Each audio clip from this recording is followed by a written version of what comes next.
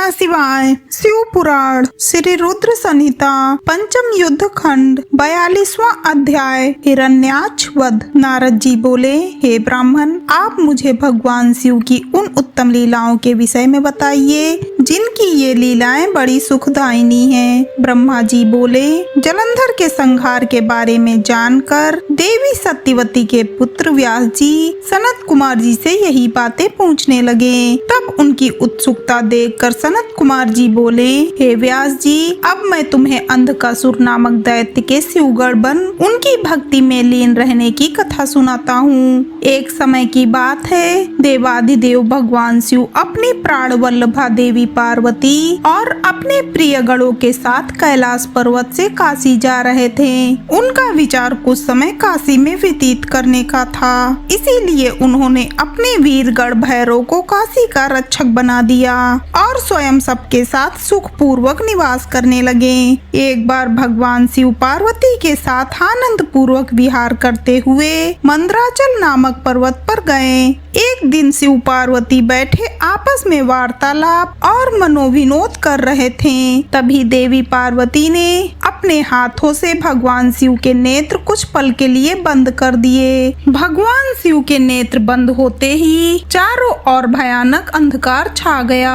उसी समय भगवान शिव के माथे से पसीने की कुछ बूंदें निकली। जैसे ही वे बूंदें धरती पर गिरी, तुरंत एक जटाधारी काला विकृत डरावना राक्षस वहां उत्पन्न हो गया और वह जोर जोर से हंसने लगा। उसकी भयानक आवाज सुनकर देवी पार्वती एकदम चौंक गईं कि एकाएक उनके सामने यह भयानक जीव कहां से प्रकट हो गया है। तब देवी पार्वती ने भगवान शिव से पूछा, हे स्वामी, यह भयानक पुरुष कौन है? यह सुनकर भगवान शिव मुस्कुराते हुए बोले, हे देवी, यह आपका पुत्र है। जब आपने मेरी आंखें बंद की, उस समय मेरे माथे से कुछ पसीने की बूंदें गिरी, उसी से यह प्रकट हुआ है। यह जानकर कि वह उनका पुत्र है, देवी बड़ी प्रसन्न हुई। भगवान शिव ने उसका नाम अंधक रख दिया।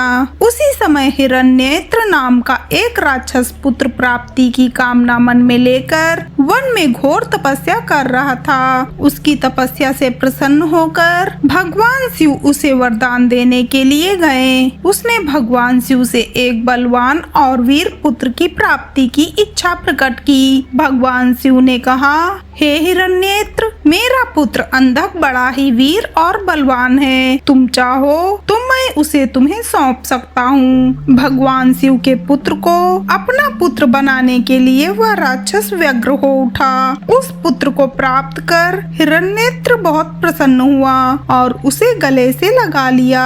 भगवान शिव पुत्र अंधक को हिरण्येत्र को सौंप कर अपने धाम को चले गए। हिरण्येत्र अपने पुत्र अंधक को साथ लेकर अपने घर लौट आया और उसको बहुत लाड प्यार से पालने लगा। तत्पश्चात हिरण्येत्र ने, जिसे हिरण्याक्ष भी कहा जाता था, पृथ्वी लोक और पाताल लोक के राज्यों को जीतकर अपने राज्य में मिला लिया। दैत्यों के राजा उस हिरण्याक्ष के आतंक से तीनों लोग कांपने लगे। यहाँ तक कि देवता भी व्याकुल और भयभीत हो गए। उन्होंने भगवान विष्णु को वाराह रूप धारण करके पाताल लोक भेजा। क्रोधित श्री हरि ने हिरण्याक्ष का वध सुदर्शन चक्र से कर दिया।